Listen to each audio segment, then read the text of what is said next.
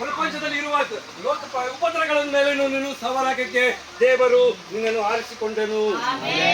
ಆರಿಸಿಕೊಂಡಿದ್ದವನು ಹೇಳಬೇಕು, ಆಯಾಮ್, ನಾನು ರೆಡಿ. ಭಯ ಪಡೋದು ಎಂದಿಗೂ ಭಯೋದಿಲ್ಲ.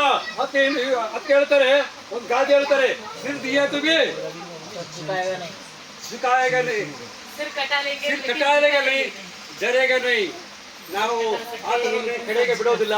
ಆತನೇ ನಮ್ಮ ಪಕ್ಷದಲ್ಲಿ ಇದ್ದಾನೆ.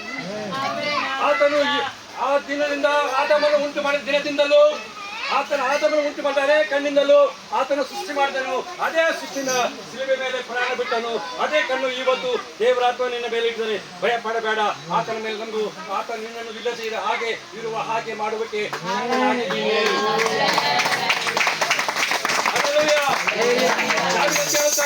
ಕಾರ್ಗತ್ತೆಯಲ್ಲೂ ಬರುವಾಗಲೂ ಭಯ ಪಡೋದಿಲ್ಲ. ಯಾಕಂದ್ರೆ ಭೂಮಿ ಆಕಾಶ ಉಂಟು ಮಾಡಿ ದೇವರೇ ನನ್ನ ಪಕ್ಷದಲ್ಲಿ ಇರುವಾಗ ಭೂಮಿ ಏನು ಮಾಡುತ್ತಾನೆ, ದಯ ಏನು ಮಾಡ್ತಾನೆ, ಈ ಒಯ್ಲಿ ಜನರು ನನಗೆ ಏನು ಮಾಡಲು ಯಾರು ಮಾಡುತ್ತಾನೆ? ಯೇಸು ನಿನ್ನ ಪಕ್ಷದಲ್ಲಿದ್ರೆ ನೀರೇ ಜಯ. ಜನರು ರನ್ನಿಂಗ್ ರೈಸ್ ಅಲ್ಲಿ ಓಡ್ತಾರೆ ಲಾಸ್ಟ್ಗೆ ಒಬ್ರು ಗೆಲ್ಲೋದು. ಎಲ್ಲರೂ ಗೆಲ್ತಾರ? ಎಷ್ಟು ಜನ ಗೆಲ್ತಾರೆ?